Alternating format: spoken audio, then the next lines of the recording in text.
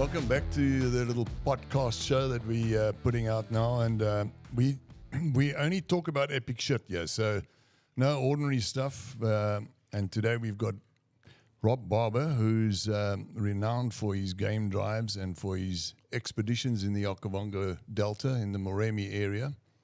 And Rob, welcome. It's been a long time. We've been on a journey with you before. And I've been dying to have you on my program because you're one of the leading camps in Africa. I think you're soon about to get an award. I hope so. For being the best.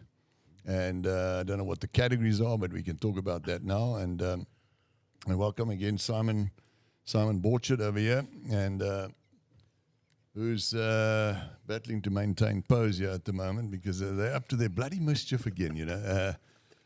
Can you maintain pose for a second? Buffalo. Yeah, no, that's some buffalo shit in there. There's no fucking doubt about that. No, there's something in here. But there's something more that going on here. I think it's one of those poison darts or something. Well, what? Anyway, welcome, Simon, and thanks. Good to be back. And Rob, maybe you can just introduce yourself and your business and sure. Where you're coming from, where you're operating, and let's. Thanks for having me. Great to be here again. Good to see you, Pete. So I'm based in Maun, Botswana. As you know, you've been to visit. You've been on safari with me there. 21 years in the Okavango Delta now. 21 years. 21 years. Yeah. You're actually living in Maun for 21 years. Yeah. But Tanzanian-born, British educated, and I could not get out of there quick enough. And I found my way to the Okavango Delta, and anyone who's been there knows that you really don't want to leave there once you've been there. So I didn't. I stayed, started a business, family, and it's home. Yeah. So Golden Africa Safaris, did you start that 21 years ago? Has it always been that, or were you guiding were you a driver for someone else? Driver. I started it 20 years ago. Yeah, but the trading name of Golden Africa came about in 2012. So it was Golden Okavango for a while. Right. And then I thought, well, go big or go home. So changed the name to Golden Africa. And it's been that ever since. And is that the ambition, to go from the Delta sort of pan-continental with your services? Because you got the camp business, you've got the safari business, and then you got more of the DMC side. Yeah. Is that looking into the continent, or are you still keeping it to your back garden? It has done quite a bit. We've sent trips to Madagascar, Ethiopia, Gabon, Kenya, Tanzania, Uganda, Rwanda, Zim, Nam. So we do those on an ad hoc basis, but I suppose as a younger man, I wanted to go and explore as much as I possibly could. And then the field narrowed, and I've ended up staying in my lane, and my lane is Botswana, 3/4 of my time in the Okavango. And anyone who's been there will know. I mean, it's just an insane place. It's the most exquisite place in the world. I mean, for the listeners, can you explain where the Okavango Delta is? Sure. And what it's all about? Because, quite frankly, I think it's probably one of the best bush wildlife sanctuaries, so to speak, in the world, quite frankly. Yeah, absolutely. So geographically, when you look at a map of Africa, South Africa, where we are right now, right down in the southwestern tip in Cape Town recording this, South Africa is the southernmost country, and then there's a line of 4 countries directly above. So Namibia on the Atlantic coast, Mozambique on the Indian Ocean coast. But moving east from Namibia next is Botswana, next is Zimbabwe before you hit Mozambique. And then the next band of countries above is Angola on the Atlantic coast, Zambia moving further east before you hit Malawi, and also Mozambique again. Mozambique being a very, very long, thin country. And then you're up into East Africa. So we are in the middle of the bottom of Africa. And where the Okavango Delta is the northwest of Botswana. So Botswana, for perspective, is about the size of France, also equated to Texas, around 600,000 square k's in size, plus or minus. And the Okavango Delta, its area is around 25,000 square kilometers. So it's a huge, huge area of wilderness out there. And it's like a swamp, is it? So there are areas that are swampy, but it's got at least 8 or 9 different habitat varieties. So effectively, every single river in the world, bar a select few, are what we call exoraic rivers that flow into another body of water. So the Limpopo, for example, flows out to the Indian Ocean, as does the Zambezi, the Thames in London, the Hudson in New York, and so on and so forth. They find their exit. So those are exoraic rivers. Yeah. An endoraic river flows into nothing, really. It doesn't go anywhere. And the Okavango is a river that hits the Kalahari sand basin and doesn't go any further. But because it's such flat land, it spreads out over this area of around 150 to 200 kilometers wide and deep. So you've got these fingers of Kalahari kind of meeting fingers of river, and then multiple different habitats in between them. And when you've got that habitat diversity, you've also got amazing variety of wildlife being supported by such diverse habitats. And that whole area has been protected for a very long time by the Botswana government, which is why it is such an incredible wildlife paradise. So that's actually a river that's coming down from Angola. That's right, yeah. Then it goes underground for a while. No, it stays So it's overground. Overground all the way. All the way. And then it forms this panhandle, and that's where it ends. So the panhandle is where it enters Botswana. So it's pretty much like a river with a bank, as we consider rivers. And as it crosses the border through the Caprivi Strip coming out of Namibia into Botswana, it then starts developing floodplain systems. Yeah. So that's the panhandle. We call it the panhandle because from a cartological perspective, it looks like the handle of a frying pan. Mm-hmm. It then goes over a fault line, the Gumari cylinder fault line, after a couple of 100 kilometers, and that's where it starts to spread. So the panhandle itself is a couple of Graben fault lines, which effectively means that the land on either side is higher than the land where the water is. So you do have the main Channel River system, but it creates these amazing floodplain systems, very typified by papyrus reed beds, and then it spreads out into the alluvial fan of the Okavango Delta. So there's a panhandle at the top, the delta at the bottom. So the whole Okavango Delta is then surrounded by desert, so to speak. Yeah, effectively, yeah. And that's probably why it's been so well preserved. I mean, you get into the Okavango Delta, and it's from big, massive trees to floodplains to everything, and it's surrounded by dryness. Yeah. And so it's almost like it's been captivated there and held there for millions of years. Yeah. Because, every time I've gone there, it's like when I get into that bush, I look at this terrain and the bushes, and this is how it must have been for the last millions of years, because it's just totally undisturbed. Absolute paradise of diversity, as you said, and animals and hippos and crocodiles, and I mean, this thing's got everything in it in abundance. And do you get migration from there to the north at all, from the Okavango Delta? Yeah, the second biggest large mammal migration in Africa is in Botswana. It's the zebra migration. And is that in the Okavango Delta they migrate, or do they get out of the Okavango Delta? It's the plain zebra has got 2 subspecies that migrate. We've got the Chobiense subspecies, which migrates between their starting positions. Not that you really have that on a migration, because that's a continuing cycle, but for the sake of this example, the starting positions are Okavango Delta, Linyanti, and Chobi. And when the rains come, they head towards the northern part of the Makadikari Pans in the center for the lush grasslands. At the same time, the Antiquorum subspecies, who have been down on the Boteti River, migrate north. So you get this incredible confluence of both subspecies of plain zebra coming together, and you can see tens of thousands of zebra in a day.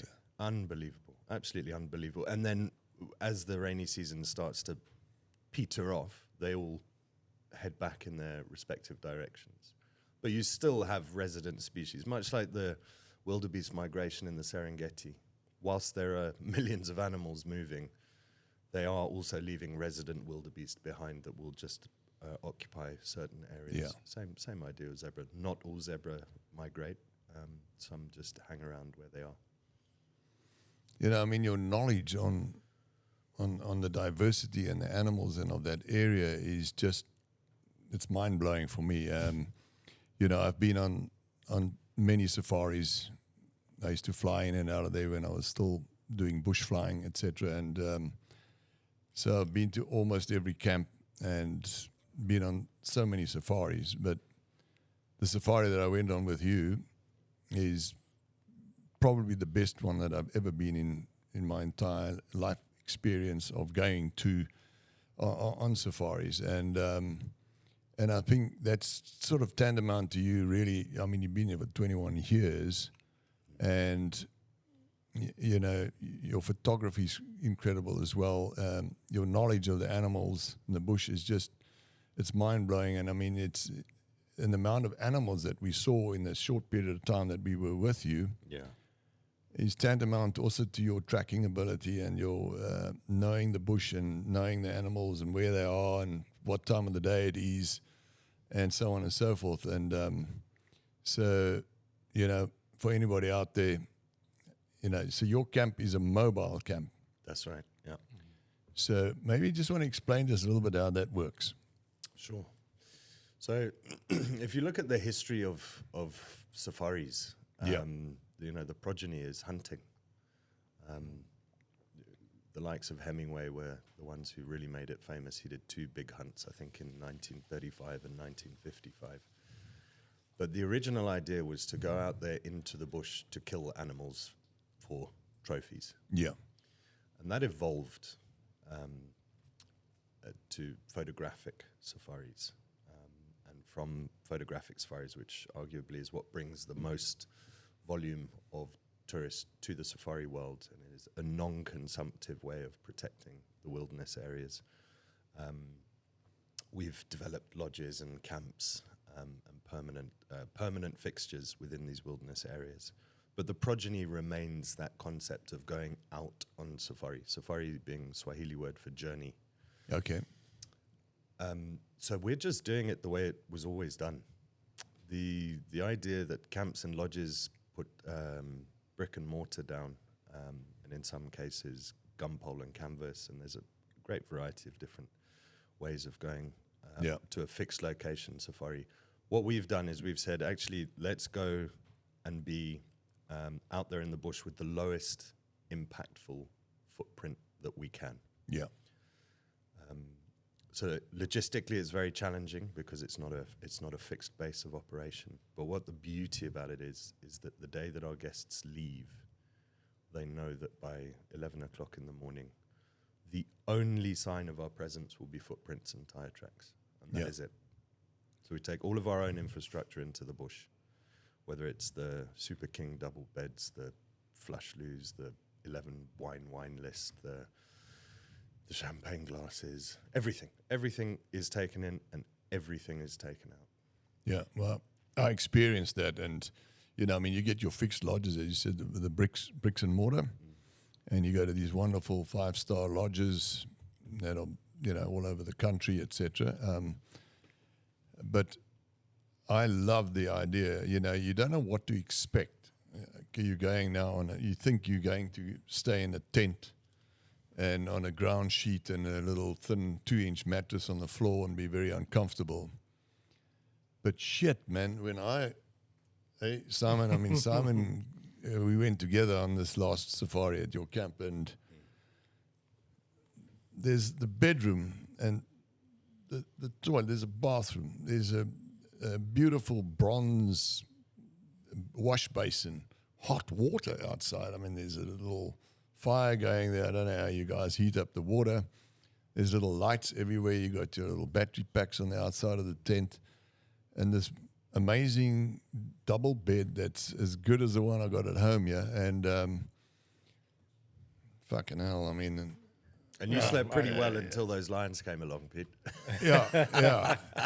Now, you know, Jesus, I mean, I don't know what it was about your camp, but you were surrounded by lions. I mean, well, I don't know if it's the smell of one of us that Very that possibly. was sort of going over the bush But there. I think What was this? but I think that's one of the best attributes of a mobile safari experience, and I've been fortunate to go on a bunch of different ones, and I think one of the many things that makes Golden Africa so special is in any fixed camp there's still a sense of separation between you and the wild. Yeah. There is still an acknowledgement that you are in something robust, you're in something that is separated and exaggerated somehow.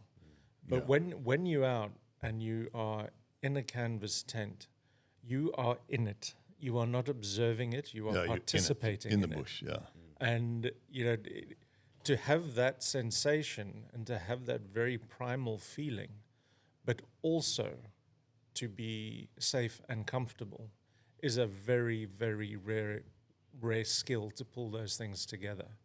And that comes down to you. It comes down to your staff.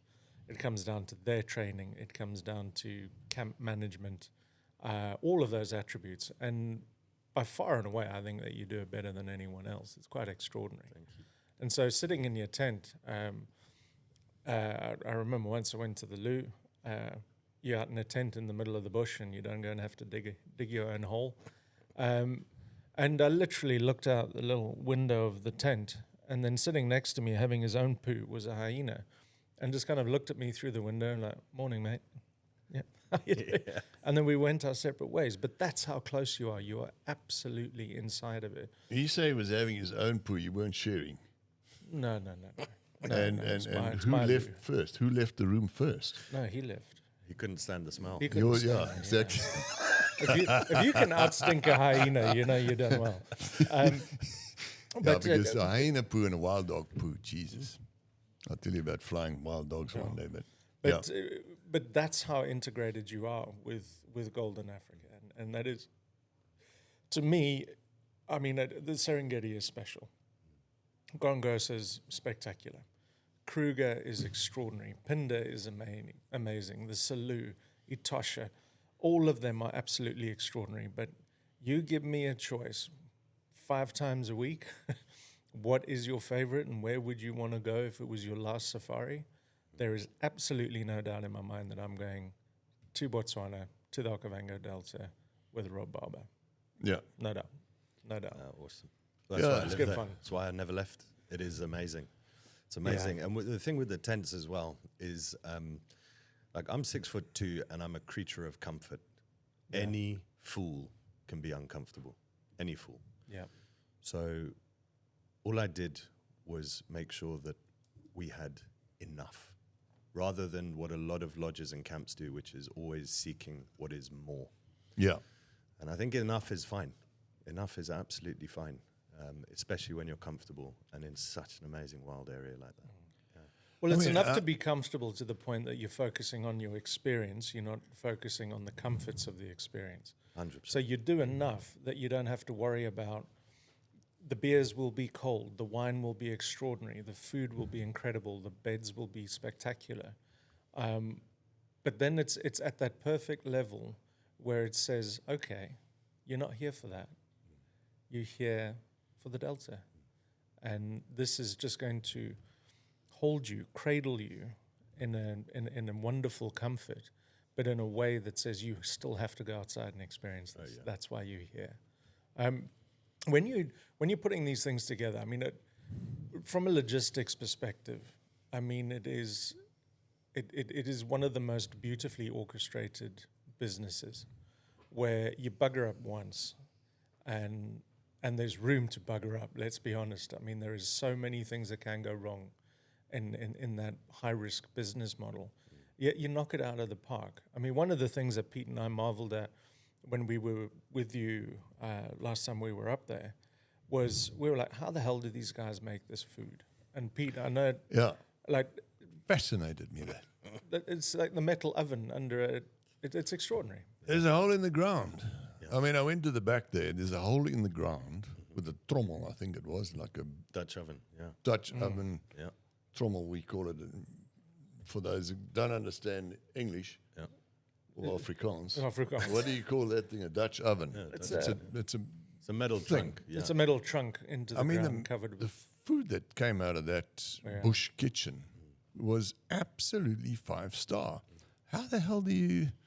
I mean, to pack that truck with 5 or 6 days of food, of 6 courses per meal, breakfast out in the Three courses. Let's not Yeah, oversell eased this it out. beef. Eased well, it it out. felt to me that it was probably 6 helpings because the food is so damn good. But and the braai at night, and I mean, it was spectacular.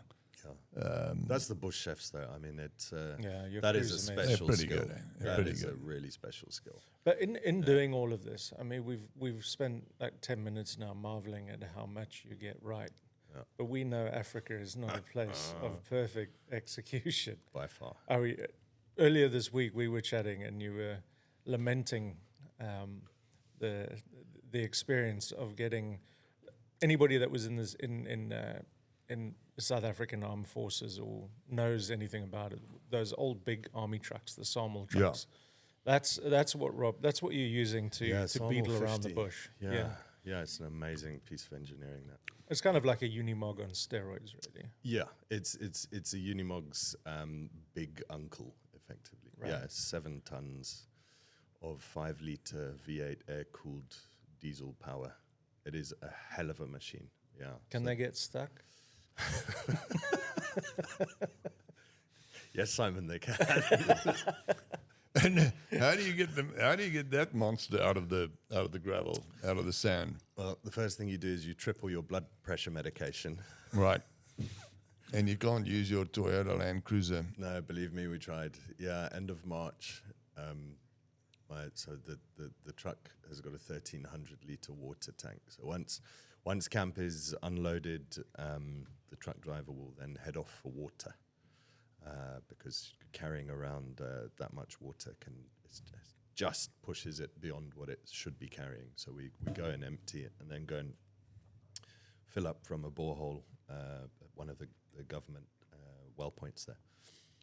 And my truck driver went for water, but decided that going through the river was the right choice to make, and then proceeded to not only get the truck stuck, but to destroy the entire front center portion by being overly exuberant with his dropping of the clutch whilst stuck.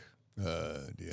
So not only did it get stuck, but it also went from 4-wheel drive to 2-wheel drive whilst stuck. So yeah, it spent 6 days, 5 nights. To get it out. Yeah.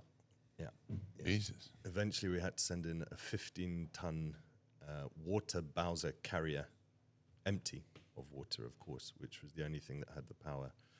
But we also had to send a team of about 10 guys in to jack it up in the water to just free the diff from which was completely stuck. We had to stick loads of tree trunks. You know, if you get stuck in a 4-wheel drive Land Cruiser in the bush, you'll stick small branches under the wheels, but with a truck with 1,400 wheels on, you're sticking trees under those tires. So yeah, 6 days. So, did any like crocs and stuff catch on to this thing and hippos and No, sort well, of close in? there's hippos around. There were hippos around. The truck driver had to sleep with the truck, so he had his tent and his bedroll, but he was he was right. No, he didn't sleep right on in the roof thick of the truck. I mean, Well, that's probably where you would have found me. he could have done, but the truck was a little bit of a strange angle, so he would have woken up in the corner every morning. Yeah, maybe slipped off the side, you know. Yeah. But I think he single-handedly used more of our doom and peaceful sleep than any guest has ever done. That's our insect sprays. You know. Critical. Yeah. Critical, yeah. Especially out there in the water. So yeah, you can get stuck. It's not an exercise I particularly want repeated No. times. So this was me stuck in my tent. And everybody outside laughing at me, of course. I'm cucking myself.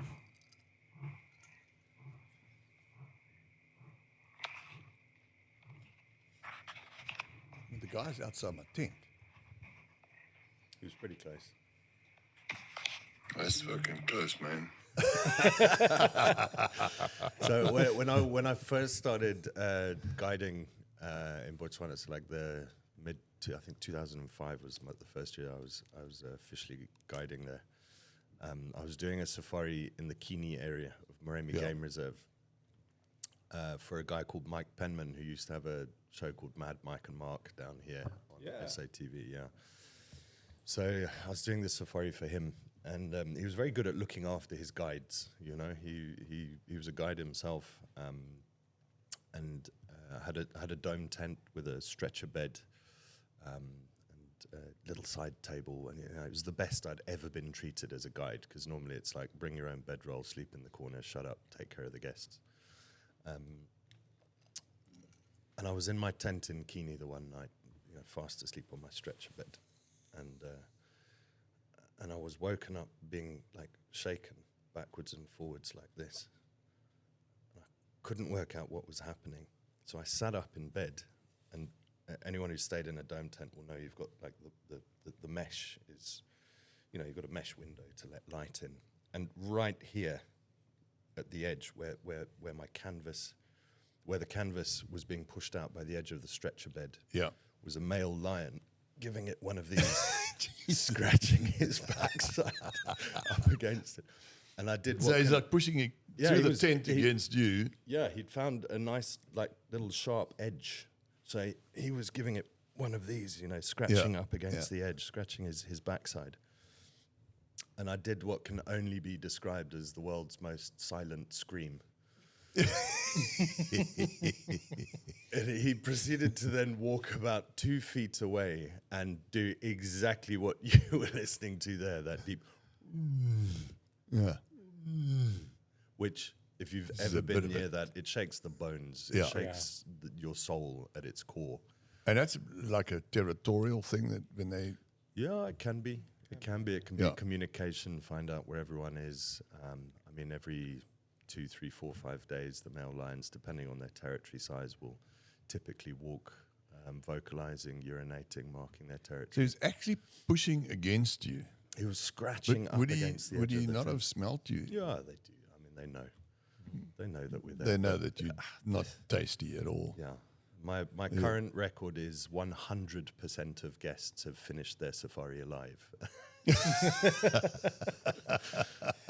And it's a good record to have.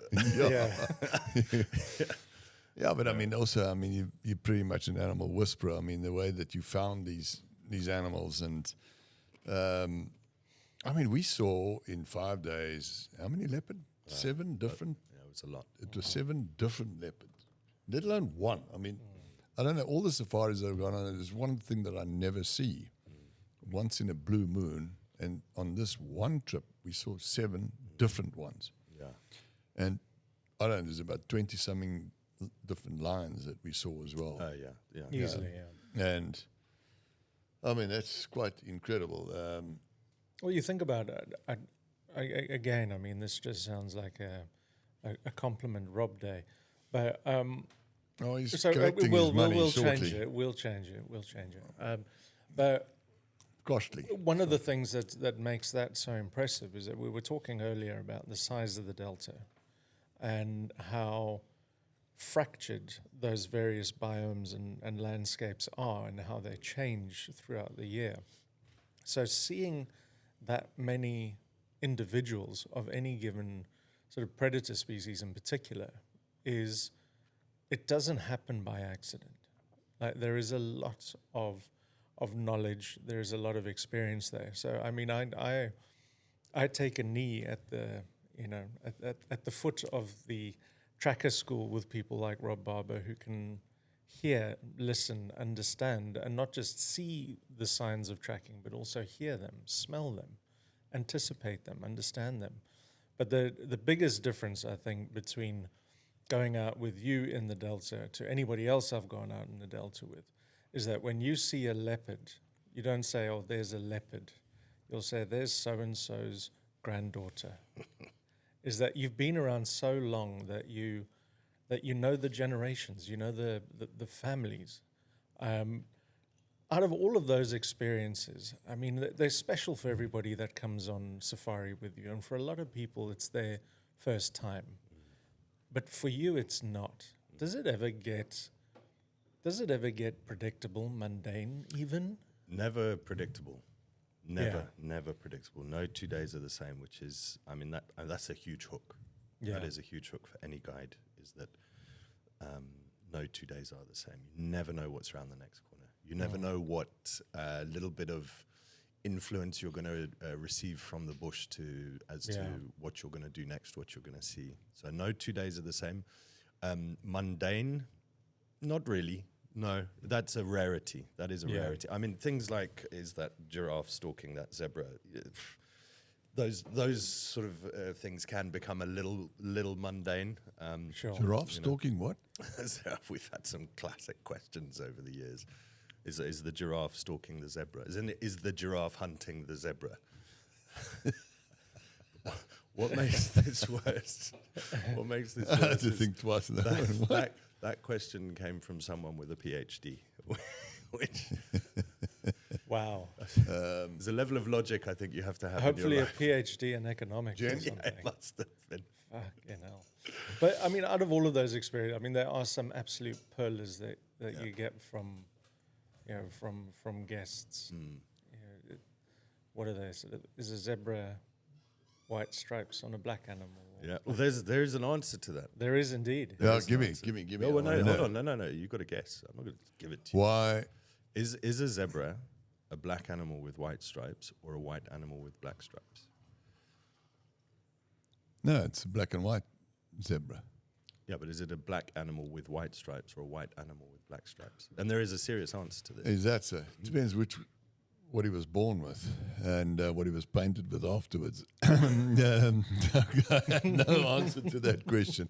I mean, why does a hippo shake its tail and spread its shit all over the place too? I mean, I have no idea. God's watching. Well, it's a black animal with white stripes.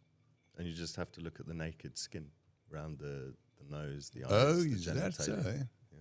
It is a black animal with white stripes.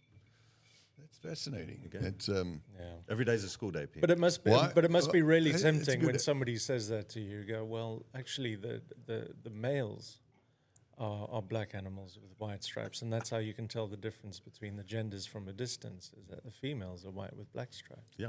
Doesn't it get tempting sometimes when you hear the same fucking stupid question to just be somewhat Facetious? yes? Yeah, occasionally. But I'm only facetious with people I know and like. So, Oh, that's yeah. a good self-deprecating British I mean, influence there. we Love do it. have fun. I mean, it's things like, you'll see a huge herd of buffalo, for example. And I always try and do it with a serious face, which is to say to the guests, the quickest way to count this herd, or even to estimate it, is you just count the legs and divide by 4. So we have fun, Yeah. Every guide out there has got his silly little things that he does. Yeah.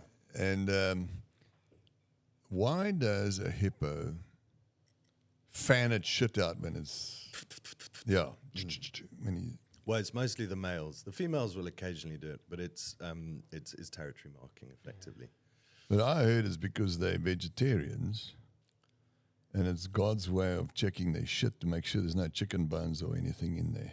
So that's the second part of the story. The first part of the story is that they were banned from eating fish. Yeah, and that's why they open their mouths so wide, so that the creator can check that there's no fish bones in their teeth, and they fan it out to make sure there's none, and it's done. Yeah, yeah. And then the impala or whatever it is, they always have one toilet. Bidden, whatever you call it. A midden. Yeah.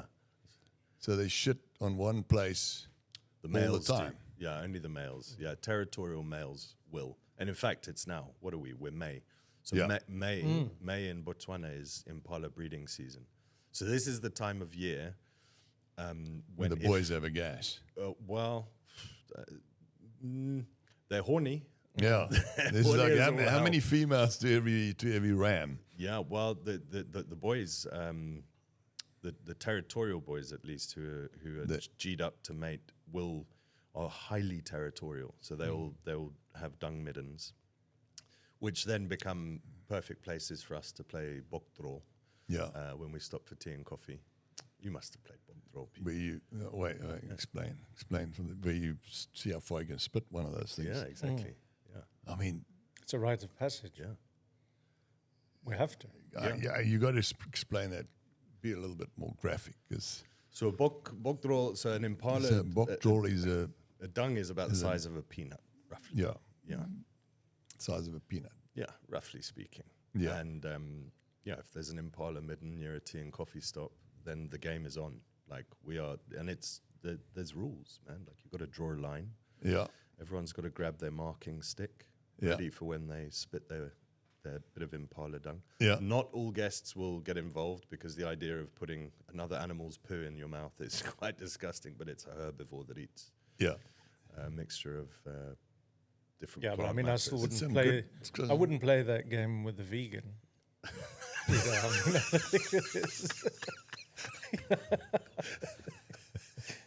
Why not actually? Because the perfect thing is grass. Vegan. Well, I mean, it'd But be you're like spitting it out or what? spitting this across the room. And then you put this little Yeah, you put this little pellet in your round- mouth. You get a run up. pellet of shit, Yeah, which is now nicely round, and that's how they shit. And you put that in your mouth, yeah. and you see how far you can. You run up to the line, but if that toe crosses the line, it's a no spit. Yeah, you got to do it again. Okay, so that's rules. You Yeah. get your little marker and you stick it in the ground. And yeah, whoever wins gets bragging rights. Do you think that game would work with wombat shit? I don't even get wombats around here, mate. No, Hey, a, mate. a wombat is the only animal that shits in perfect squares. No. I True did story. not know that. When they poo in squares. It looks like a little dice. Okay. I don't believe that till I see it. Might not be as aerodynamic. This could be a as wombat shit, Impala. right Might not there. be. Go with Yeah, The golden wombat turd. that's that'll give the ringer a little bit of a ring. But okay, That thing so, comes out okay. Yeah. so let's. Yeah, Let's that's, get on that's to actually a wombat.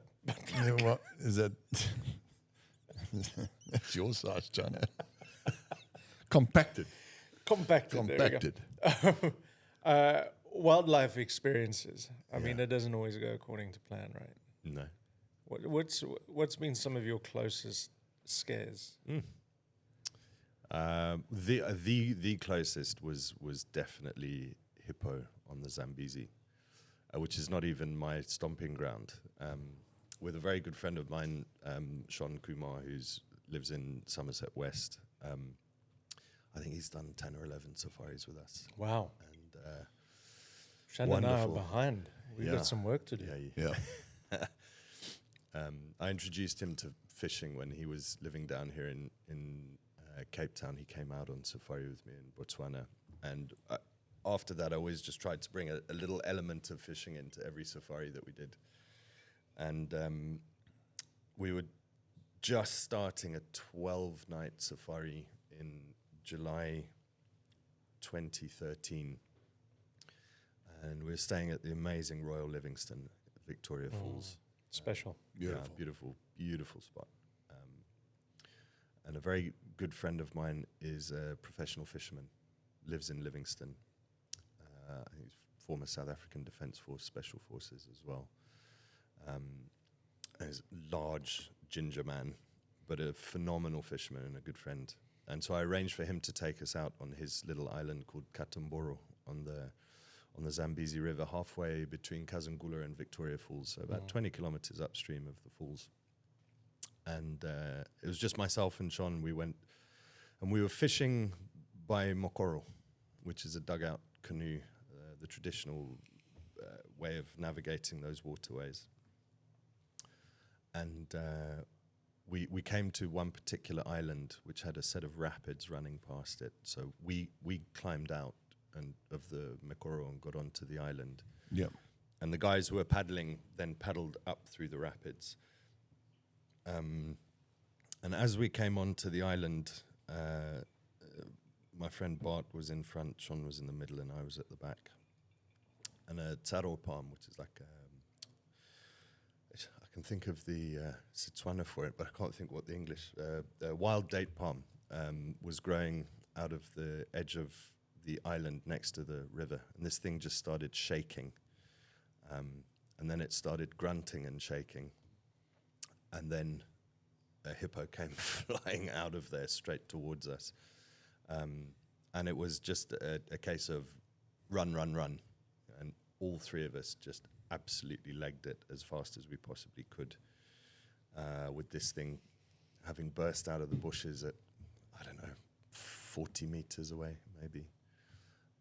And they move fast. Hippos are very, very, very fast. As cumbersome and fat and slow as they look, they are very, very fast on land. And it is very much a case of, every man for himself. You just have to run as quickly as possible. Now, the thing about those islands in the Zambezi is that they're like tropical jungles. So there's one path through the middle of them. And we were running down that path, and this is, it is effectively the hippo highway on the island. Yeah. And I remember looking over my shoulder and seeing this hippo maybe about 10 meters behind Sean. And I thought, yeah, shit, man, I'm going to have to do something here. The thing about hippos and buffaloes, it's not like lions and elephants. Like they're intelligent animals. You can reason with a lion. You can reason with an elephant. You can talk them down. You can stand them down. Hippo and buffalo, you just run. They're too stupid to stop. Yeah. So we were all running. And I saw this thing about 10 meters off Sean's back end, and I looked. That's close, man. Very close. 10 Very, meters. very close. Yeah, very close. And I just shouted at him, turn, turn, turn, turn, turn. And I stopped and turned. So if you imagine the face of a clock, if I was running at the 12 o'clock position and the hippo's coming at us from the 6 o'clock position, I turned and ran at the 5 o'clock position. So I effectively ran back past him. Yeah. So this little break in the jungle, effectively. Unfortunately, Sean also turned, and the hippo kept running down the pathway. So that's probably the closest. But it wasn't even me who was the one who nearly got belted. So the worst part of that was we're now stuck at the bottom of this island. Bart and all the Mekoro are at the top of the island. And between us is a hippo that's already charged us. We got no cell phones. We got no sense of communication. So it took about 45 minutes to do 200 meters because we were just having to go from point of refuge to point of refuge. Whether it was a fallen tree, a termite mound, two trees close together. Yeah. We're moving 5-10 meters at a time. And I followed the hippo's tracks, and they had gone back in the water. But this was a hippo that had charged at us from the water onto the dry land. So there was no logic in terms of what was going on here. So that was probably, that was close. That was the closest. Yeah, that was the closest. I went up. I was in the Okavango, and we stayed in one of the camps, one of the wilderness safari camps, and then we were transported with a caravan to, I think it's called Camp Kalahari. Yeah, in the Makarikari. You fly south, and it's nice grass plains, all dry. They've got the Bushmen there, and you do the little Bushman tour with them on foot. And I had a pilot and a flight attendant with me, and they took us on a little Bushman tour. But the Bushman shows you how they trap birds and how they make their food, and eventually how they make fire, etc. And you got a guide in front, and you got one at the back. These little Bushman guys that show you, and it's on foot, so it's a non-lion territory. And I was up front with the guide, and the pilot who'd never been to the bush in his life, and the flight attendant behind him had also never been to the bush in her life, from Europe. And I was just walking with my camera, had a zoom lens on it, and I suddenly heard what I thought was a lion growling. And I said, "Stop, guy, I'm sure I heard a lion." The guide and said, "No, sir, there's no lions around here."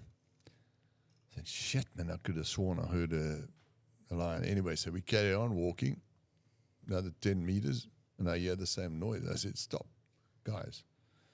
I don't know about you, but that sounded just like a lion to me." And I lifted up my camera with a zoom lens on it, and I just panned through the grass, because there's long grass about the side, that lovely, same color as the lion, really. Panned across it, and I stopped on a female lion looking straight at me. Wow. I said, "Guys, I'm looking straight at a lion here. There's probably 30 meters." And the flight attendant jumped onto the pilot's back. We're going to die. She jumped on his back, and she was quite a weighty girl. And he was like struggling to hold it. "Get off my back." And the bushman guide next to me ran to the back. And the two of them said, everybody started, I'm standing with my Leatherman knife that I'm busy unfolding, blade at the bottom and blade at the top, and Jaime was the guy that was with me, the pilot guy, and he says, "Pete, what are you going to do with that knife?" I said, "I don't know, but I tell you what, I'm going to give it my best shot, but guys, please don't run. Stop. Don't stop retarding." I'm like standing still. Anyway, now I'm looking again, and I don't see anything again, but I hear it again. I said, "Guys, the guy's here."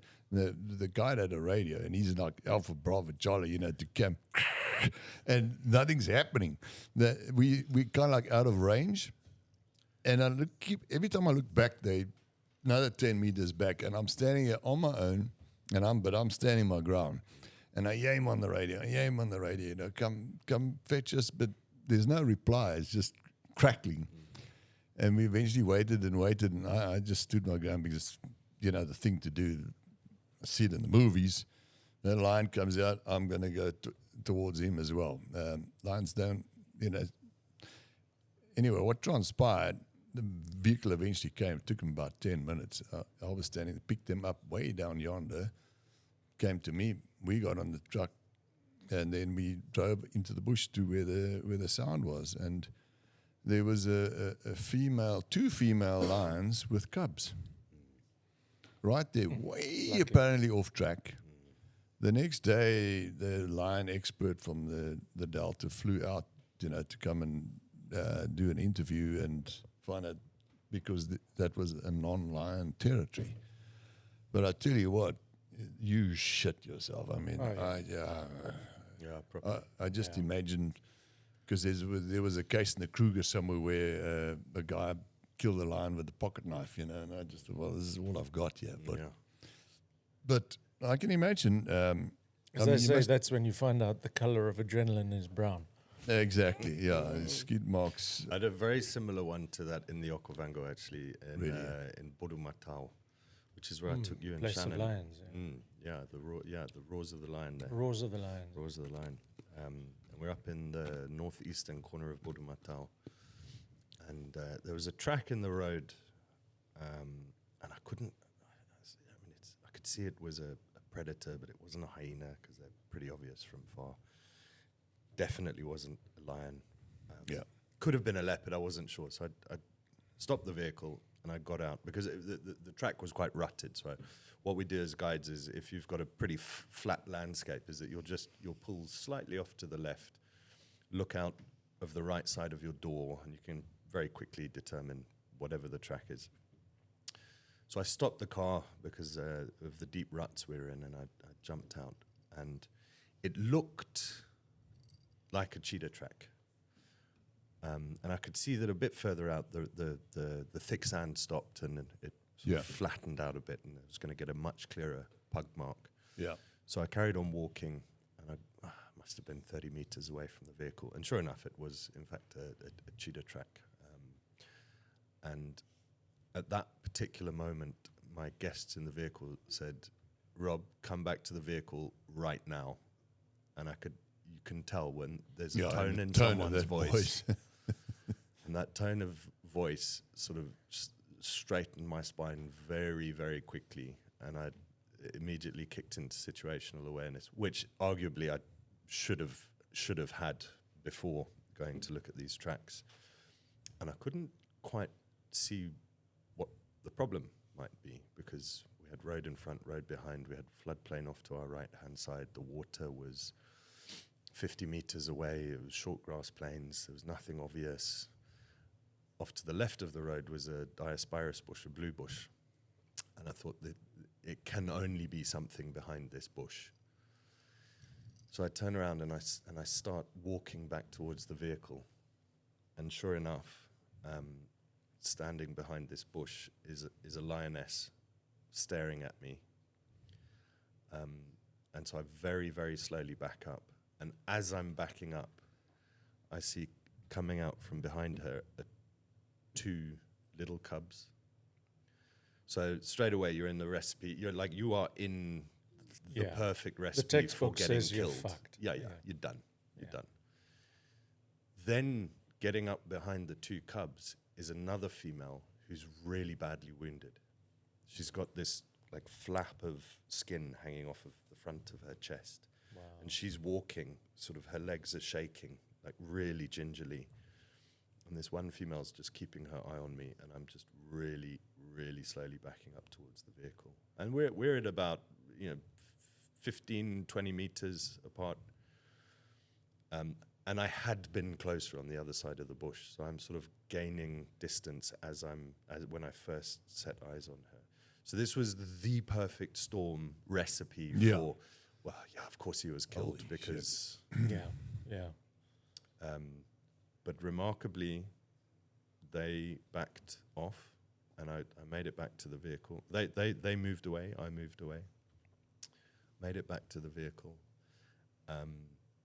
Adrenaline is definitely brown. You're absolutely right. And then, as I turn around to look at the clients, this bloody cheetah stands up about 30 meters away. He's also seen these lions and gaps.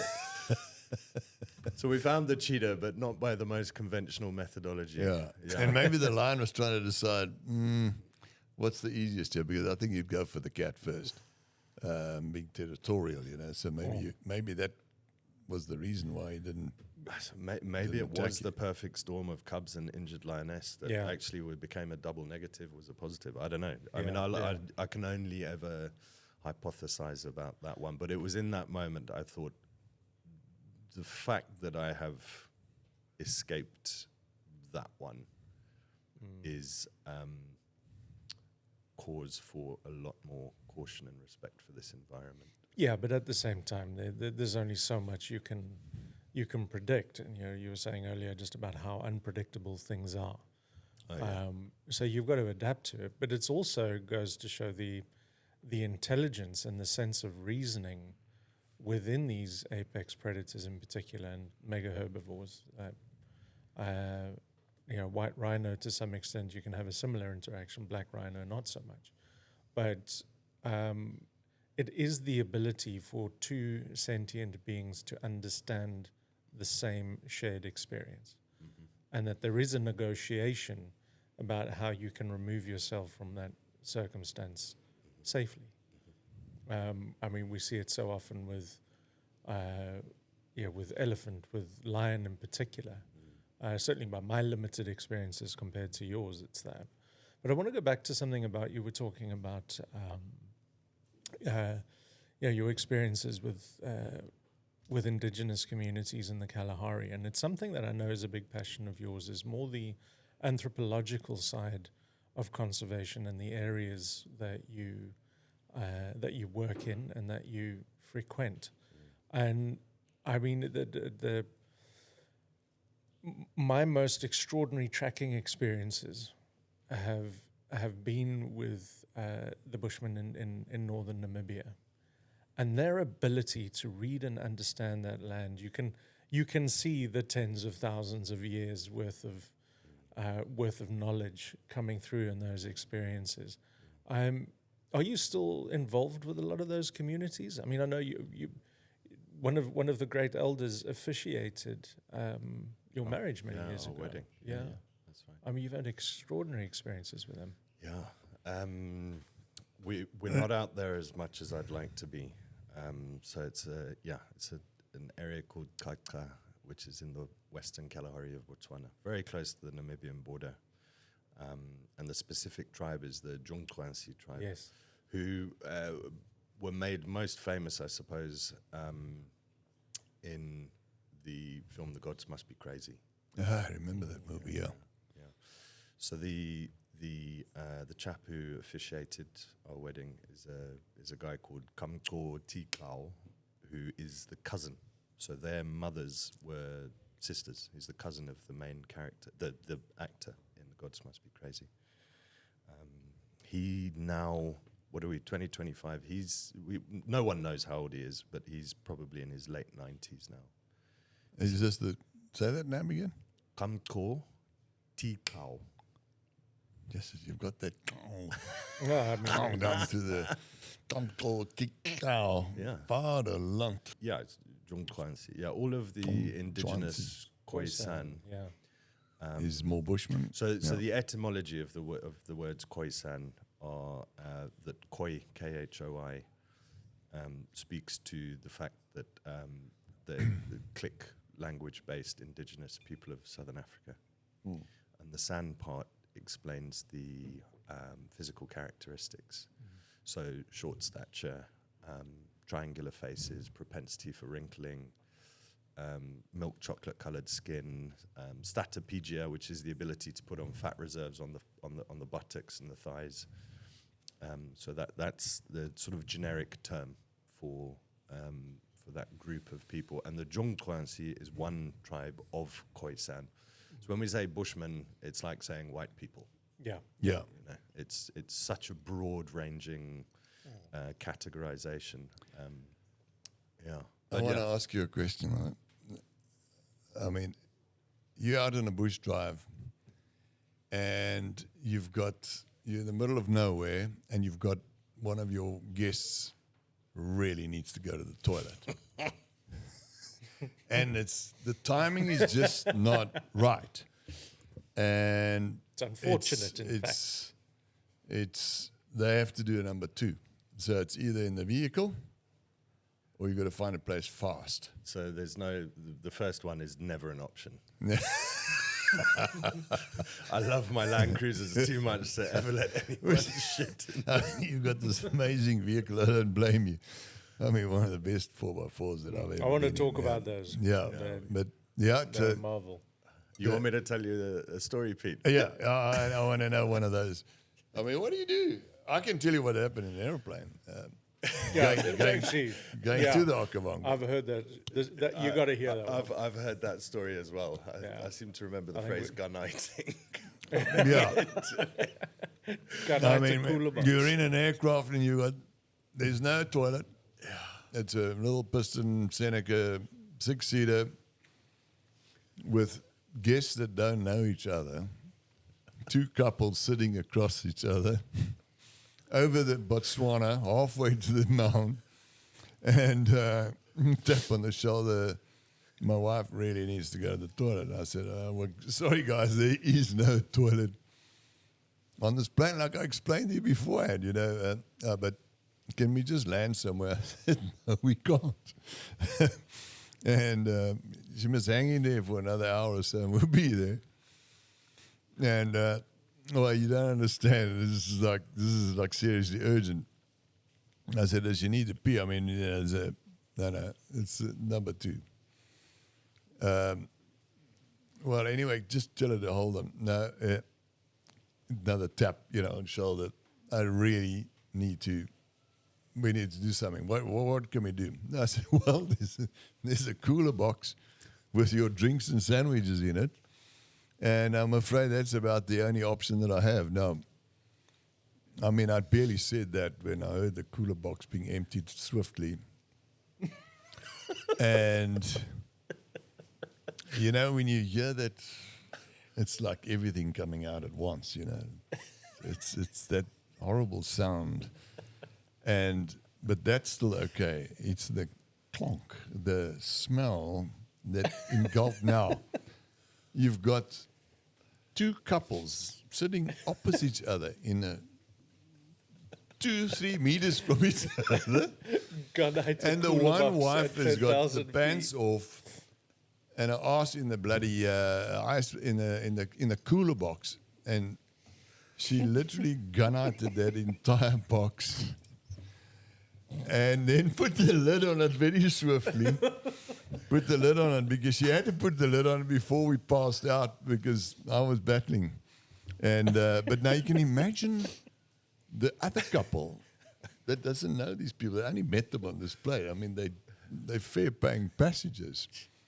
Anyway, needless to say, when we landed at Mound, you know, that box and those two people swiftly went in a different direction.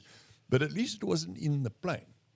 So in your case, you won't have it Not in the the truck. vehicle. No. And yeah, you've got a lion or two walking around outside, and you've got this passenger stroke guest that needs to.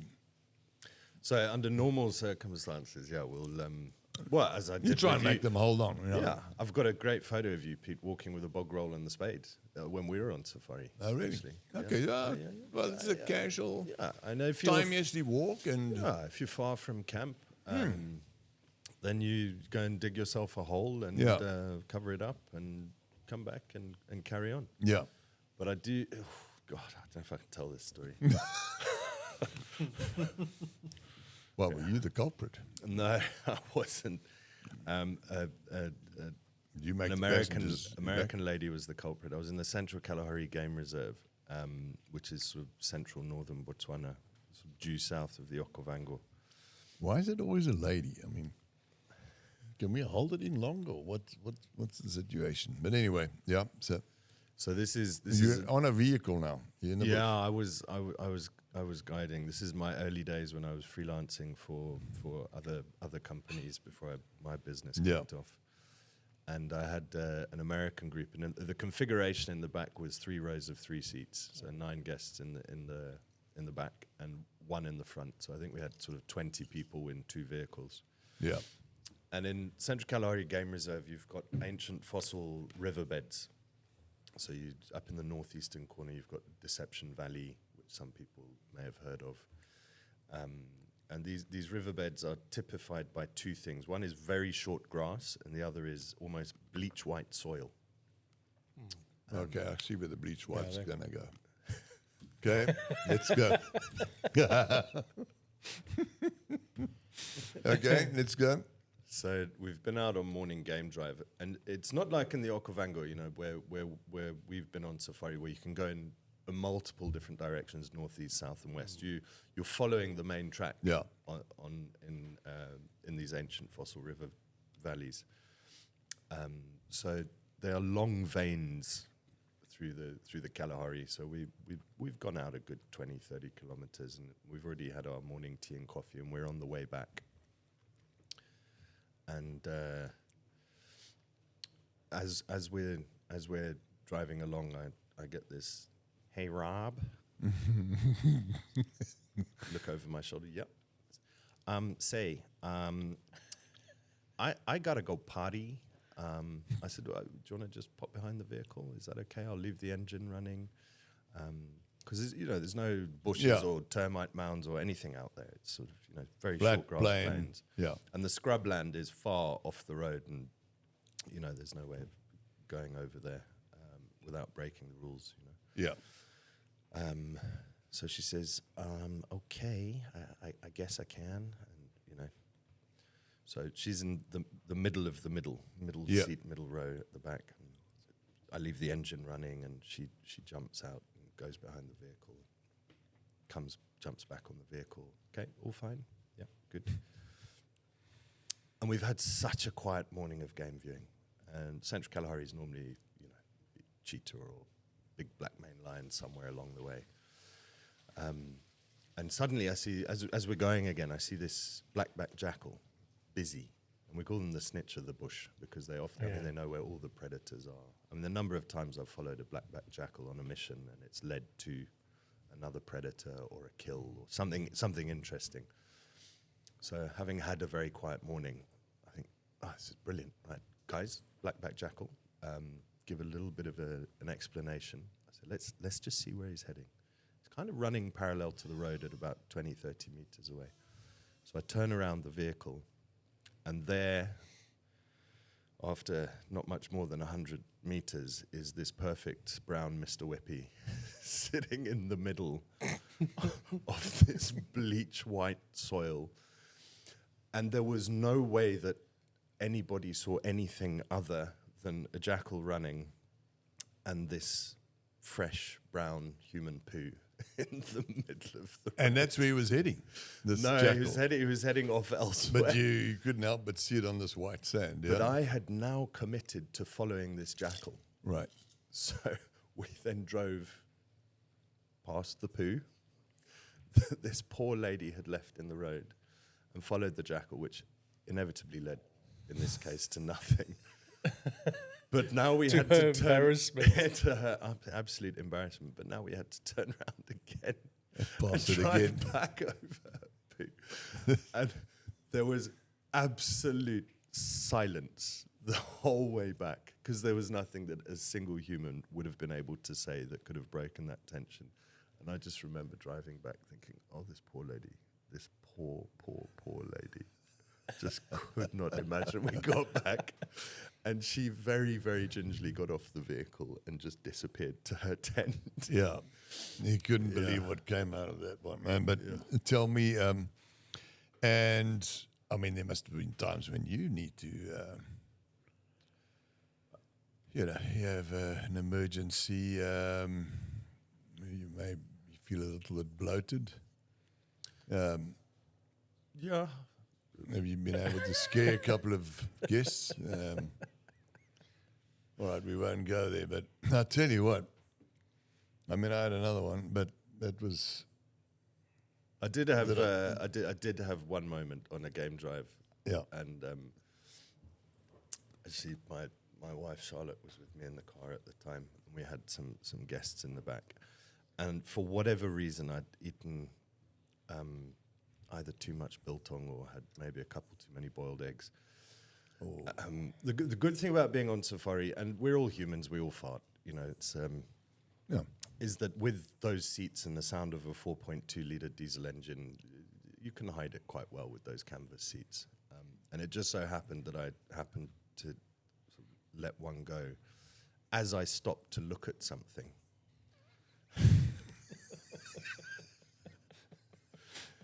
And So the vehicle stopped.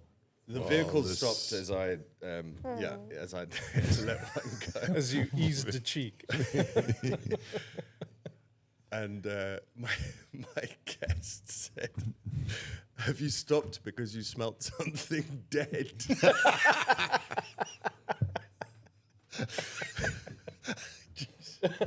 And I went, "Yeah, I have actually." That thing died last week. Jesus. But now, before we I'm going to need end another this, drink, fellas. yeah, where's Jilly? Jilly.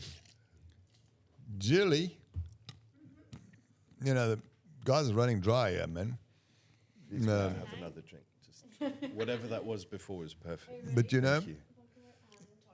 which is part of this program, everybody has to have a little spin because we are a little bit high octane driven, yeah. Oh, we haven't talked about my Land Cruisers yet. So, Yes, yeah. we have to talk about the cruises. There's always some petrol shit in between. So you have, I know, one of the most incredible vehicles, and you know it very well as well. But tell us about it. I mean, guys, if we want to go off-road, there's some special tricks that you need to attend to make your vehicle proper bushworthy. So, absolutely. And this is where I'm very grateful to my early years of guiding, because I have guided in every conceivable different game viewing vehicle, Land Cruisers and Land Rovers, open game viewers, closed game viewers. So over the years, I worked out all of the little intricacies that go into making a really good game viewer. Yeah. And so when I was building my own game viewers, I just took all the good stuff and kept none of the bad stuff. So yeah, we're using 4.2 Toyota Land Cruisers, 4.2 litre diesels, straight six. I couldn't tell you what the horsepower is. Sorry. Yeah, well, a diesel is all about torque, really. Why would you not use the 4.5 that has better fuel efficiency Petrol. and more power? Didn't want a petrol. No, the diesel, The new ones. The 4.5 V8 diesel. Isn't that petrol? The 4.5 EFI is a petrol. VFI is, yeah. Never wanted a petrol engine. I think Yeah, you don't want a petrol. No, they sneeze with water as well. So show them a puddle and they'll start crying. And also the torque, right? The diesel gives you that torque that you want. And diesel, I only run diesel. My trucks are diesel. So if I'm on a super long expedition, my SAML truck carries 400 litres of diesel. So if I need to take 2 scoops out of that, I can stick it into the Land Cruiser and get an extra, 200 Ks or so. Yeah. So that makes a big difference, is just that standardization of one fuel across the entire fleet. But the 4.2s are, they're a hell of a strong thing in the bush. Yeah. So from the ground up, we've got the 285 BF Goodrich mud terrain tires, which are A must. Unbeatable. Yeah, unbeatable. There's no better tire out 285 there. Goodrich. Yeah, tubeless. I was doing tubed for a long time, but I don't like how thin they are in the terrain that we're in. So when you've got that 285 width, makes such a difference. Not only in terms of what the vehicle can do, but the ride comfort. Yeah. And ultimately, everything that I do in the bush is led by making sure that my guests are comfortable and have the best possible time. So that's where, the devil's in the details. So from the tires up to the suspension is then the Old Man Emu heavy-duty suspension system, which comes out of Australia, I think. That is just insanely good suspension. The paintwork, like you said, is wrapped to coat. Now that's an interesting coating, because we pummeled through the bush, and that car looks brand new on the outside. You can't even see a scratch. Yeah, it's brilliant. Is it that hardy, so to speak? It's your logo made out of bronze or what? Brass. Yeah, we've got brass. That's full of scratches. Yeah. I just replaced them last year actually because they were so amazing, badly scratched. and that coating is just. Yeah. I even thought of doing my little Land Rover in that, but it's more street going. But I just thought, man, it's a good coating. That. Yeah. I actually got a picture of your beast team. Yeah, that is it. Which one is that? 520, 165. I can't see the number plate on that one. Which one's that one? 165. Wow, that's my baby. Yeah, this is. That one is currently in Moremi Game Reserve on safari right now. Okay, so it's a diesel engine. It's how many liters? 4.2. 4.2 straight six. Yeah. Straight six. Okay. Yeah. Diesel, best type of vehicle to use in that terrain. You've been through them all. Land Rover. I don't know how the Land Rover compares to the Toyota. It doesn't. It doesn't. Is that a fact then? Yeah, there's no comparison. If you want to go to Africa, take a Land Rover. If you want to come back, take a Land Cruiser. Exactly. Pete's face as a Land Rover boys, here we go. But I say that I'm going to get shot down here now because I say that with Land Rover in my blood. But for your particular application, there is no other vehicle. But there are a lot of Land Rovers out there. There's less so. There are, but a hell of a lot less so. You've very few and far between safari companies. Is that mainly because of parts or just general reliability? Very much the latter. Yeah.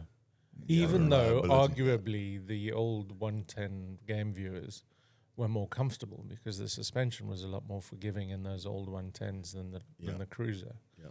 But it had the turning circle of an Volkswagen as well. Yeah. And that was always the argument, wasn't it? Land Rover suspension, nothing can beat it. You're in bumpy terrain, blah, blah, blah. Yeah. It's like, well, I'd still like to get back to camp for the next meal. Well, Before my next birthday. I mean, driving around in this soft sand and off-road terrain also requires a lot of driving skill. 100%.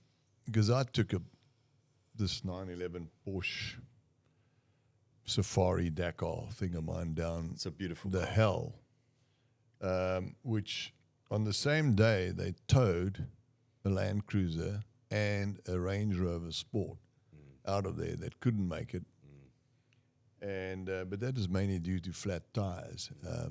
They just got so many flat tires they couldn't cope any longer. So that so I took that little thing down, and it would never have made it if there wasn't a bit of driver's talent involved.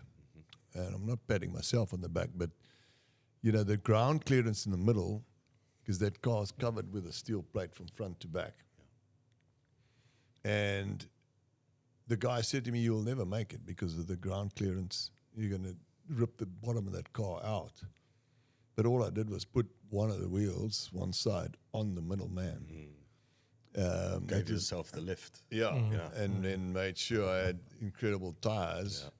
I got proper off-road tires on there, so also the tubeless, thick-walled.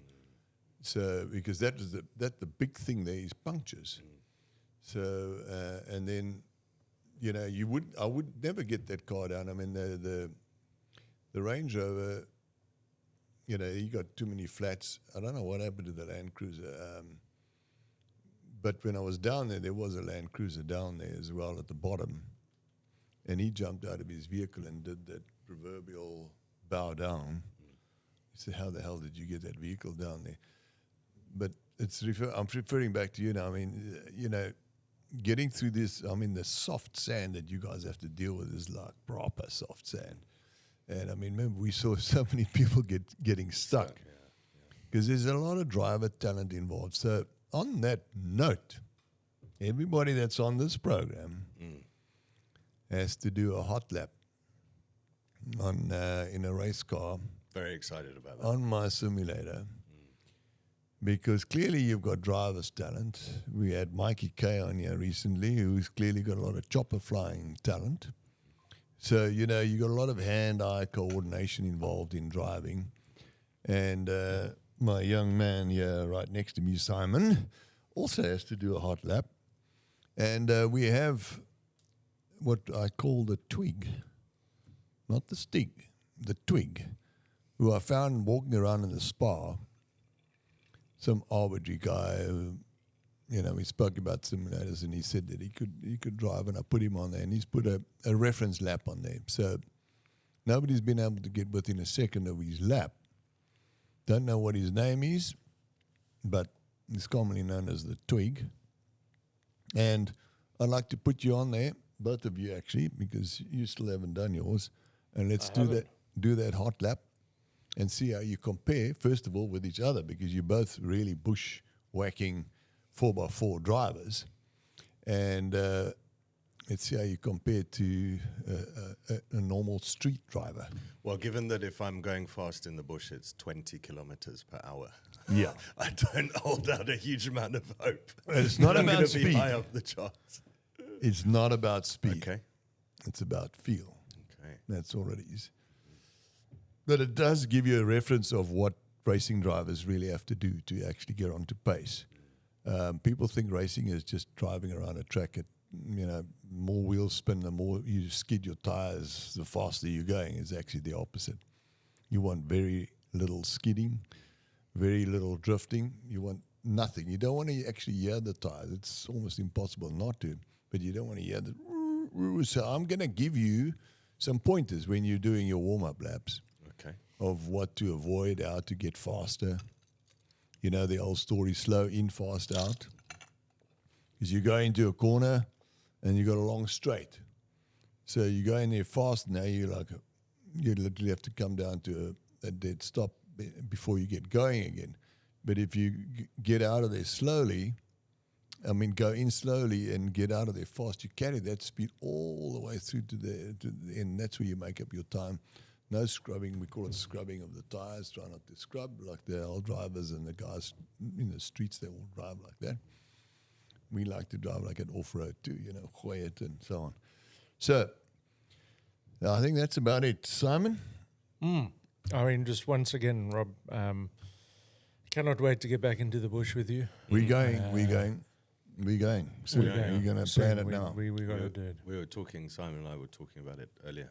Yeah, September, October. Get you guys back up there. Yeah. Got to do it. And hell of a game viewing that time of year as well. Yeah. That's the time we were in last time, right? Yeah. Shannon's 7th. birthday. Yeah. Shannon's. Yeah. So, and we got to get you guys on anyway. Shannon will be on this program one of these days. Talk about rhino conservation, which Simon is heavily involved in. I'm a little donor on the side here, there, and we'll try and help them and stay out of the way type of thing. But, I love the cause, and I'm a great supporter of that cause and great supporter of the conservation of all wildlife. Absolutely. Yeah. Rob, again, thanks for coming on board. I've been dying to have you on the program for a long time. Finally, we've got you here.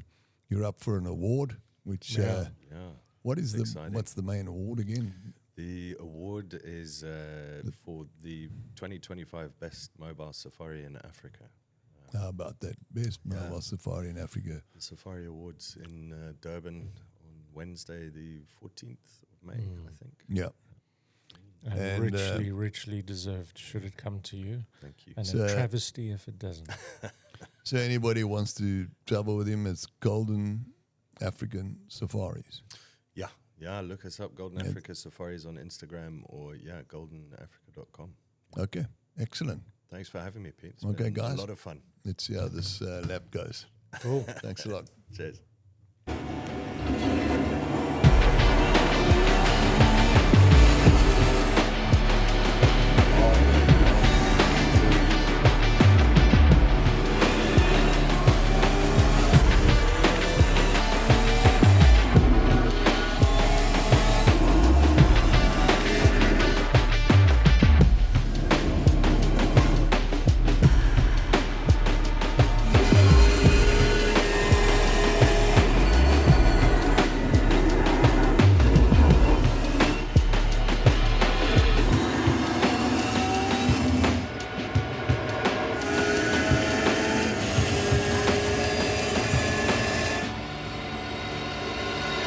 Okay, so we're back, and Rob, you've just done your hot lap, and how did you feel out there? Oh, it was amazing. Hey, how does it feel like to drive a real race car? Yeah, a lot of fun. Didn't want to stop. I saw you did very well off-road. That's where I'm most comfortable, Pete. You were. I must tell you now. This is where you did an exceptionally good time, and it's all about hand-eye coordination. And although you're an off-road driver, and that's where you're most comfortable in, you put all that together on a racetrack, and that's really what it's all about. The racing is about hand-eye coordination. Some people just don't have it, especially the street races. The guys that drag from robot to robot, they got no clue about how to go around a corner, how to feel the car, feel the butt, etc. And so I think you did exceptionally well, and your last lap was your quickest by a big margin. I mean, you clipped off 3 seconds off your second last lap, and you did quite a bit of off-road there, which I can tell you now, everybody would have lost the car there, right there, and gone into the barriers or whatever. So I tell you what, so our twig, who I got off the street still don't know his name. He got on here, and in 5 laps, he got down to a 144.5.